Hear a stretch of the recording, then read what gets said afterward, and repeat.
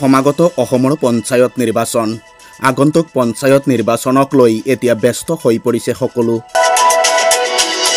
2025 চনৰ পঞ্চায়ত নিৰ্বাচনৰ দিন চমু চপাৰ লগে লগে শাসক বিৰোধী সকলো দলৰ মনোনীত প্ৰাৰ্থীয়ে তুংগত তুলিছে নিজৰ নিৰ্বাচনী প্ৰচাৰ অভিযান অন্যান্য প্ৰাৰ্থীৰ সমান্তৰালকৈ ঢেকিয়াজুলি ৰাজচক্ৰৰ অন্তৰ্গত চেনিমাৰী গাঁও পঞ্চায়ত এলেকাত এগৰাকী গাঁও সদস্য পদৰ নিৰ্দলীয় প্ৰাৰ্থীৰ নিৰ্বাচনী প্ৰচাৰ অভিযানে এতিয়া দৃষ্টি আকৰ্ষণ কৰিছে সকলোৰে উল্লেখ্য যে ঢেকিয়াজুলি ৰাজচক্ৰৰ অন্তৰ্গত চেনিমাৰী গাঁও পঞ্চায়তৰ অধীনস্থ 3 নং ৱাৰ্ডৰ গাঁও সদস্য পদৰ নিৰ্দলীয় প্ৰাৰ্থী পাৰ্থজিৎ ৰয়ৰ নিৰ্বাচনী প্ৰচাৰ অভিযানে এতিয়া সকলোৰে দৃষ্টি আকৰ্ষণ কৰিছে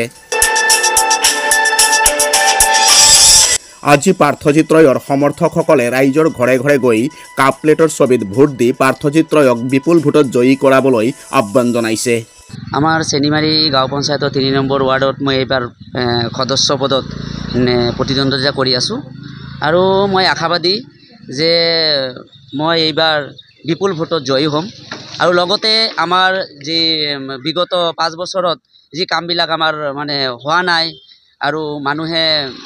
উপযুক্ত আঁচনিবিলাক পোৱা নাই সেইবিলাক মই দিয়াৰ বাবে মই সম্পূৰ্ণৰূপে চেষ্টা কৰিম আৰু ৰাইজ মোৰ ওপৰত সম্পূৰ্ণ আশা ভৰসা মোৰ ওপৰত ৰাখিছে আৰু মই সম্পূৰ্ণৰূপে মই চেষ্টা কৰিম যে ৰাইজৰ যিটো আশা ভৰসা মোক দিছে যি মৰম দিছে সেইটো মই বাস্তৱত পৰিণত কৰাৰ কাৰণে মই সম্পূৰ্ণৰূপে চেষ্টা কৰিম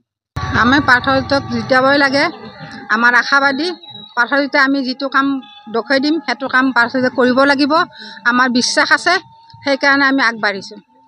এই মোৰ বক্তব্য দেখা গৈছে ৱাৰ্ডখনত বিভিন্ন সমস্যাৰে জৰ্জৰিত হৈ আছে এই ক্ষেত্ৰত পাৰ্থজিৎৰ পৰা এই আশা কৰিব পাৰে আপোনালোকে পাৰোঁ নিশ্চয় পাৰোঁ সেইকাৰণে আমি আগবাঢ়িছোঁ মহিলাই তেখেতে ওলাইছে আমাৰ উঠি অহা ল'ৰা ইয়াত বিগত যিবিলাক কাজকৰ্ম হোৱা নাছিলে আগৰ কাৰ্যকালত সেই কাৰ্যকালত বহুতখিনি আপত্তি মানুহৰ আছে মানুহে যি সেই আপত্তিবিলাক তেখেতক দি কৰাব বিচাৰিছে সেইকাৰণে তাক কঠোৰ সমৰ্থনতে আমি ওলাই আহিছোঁ মানে পাৰ্থজিৎ ৰায়ে জয়ী হ'ব আপোনালোকে আশাবাদী নে নিশ্চয় 100% আমি আশা ৰাখিছোঁ তেখেতে জয়ী হ'ব বুলি